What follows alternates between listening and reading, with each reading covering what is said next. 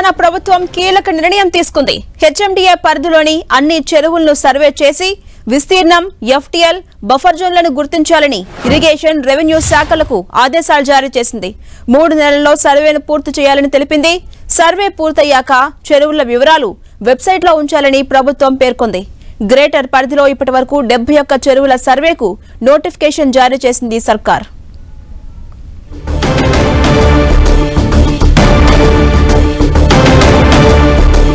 తెలంగాణ ప్రభుత్వం కీలక నిర్ణయం తీసుకుంది.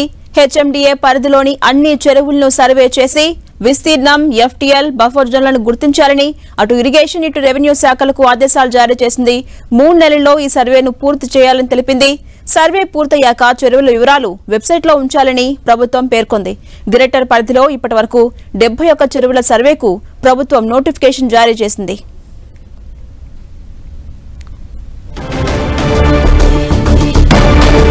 ఇదే అంశంపై మరింత సమాచారం మా ప్రతినిధి కరుణాకర్ అందిస్తారు. కరుణాకర్, తెలంగాణ ప్రభుత్వం కాసేపటి క్రితం కీలక నిర్ణయం తీసుకుంది. హైడ్రా కూల్చివేతల నేపథ్యంలో న్యాయస్థానాల్లో చిక్కులు ఎదురవుతున్న క్రమంలో కొన్ని రోజుల పాటు హైడ్రా కూల్చివేతలు నిలిపేయాలని చెప్పి కాసేపటి క్రితమే ప్రభుత్వం నిర్ణయం తీసుకున్నట్టు తెలుస్తోంది. ఇందులో భాగంగా హెచ్ఎండిఏ పరిధిలోని చెరువులన్నింటినీ కూడా రీసర్వే చేయాలని చెప్పి ప్రభుత్వం అధికారులకు ఆదేశించినట్టు తెలుస్తుంది. రెవెన్యూ శాఖలతో పాటు ఇరిగేషన్ శాఖ అధికారులకు కాసేపటి క్రితమే ప్రభుత్వం నుంచి ఆదేశాలు వచ్చినట్టు తెలుస్తుంది.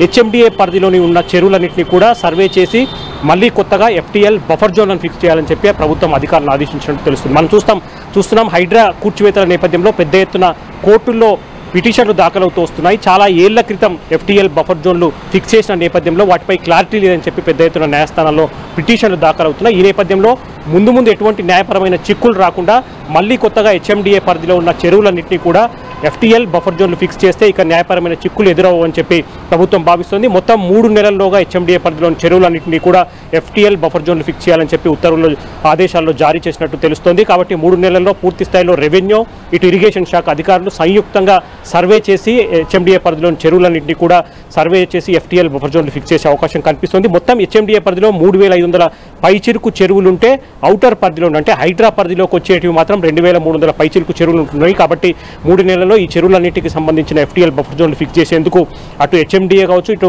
రెవెన్యూ శాఖ, ఇరిగేషన్ శాఖ అధికారులు రంగంలోకి దిగి 3 నెలల్లో ఈ సర్వే పూర్తి చేసే అవకాశం కనిపిస్తుంది. అయితే అప్పటి వరకు హైడ్రా కూల్చివేతలు నిలిపివేస్తూ ప్రభుత్వం ఒక నిర్ణయం తీసుకున్నట్టు మాత్రం తెలుస్తోంది. అలాగే కరుణాకర్, మొత్తం 71 చెరువులను దానికి సంబంధించిన నోటిఫికేషన్ జారీ చేసింది కదా, మొత్తం 3 నెలల వరకు డెడ్ లైన్ విధించింది సర్కార్. ఎప్పటి నుంచి పనులు మొదలు పెట్టే ఛాన్స్ ఉంది?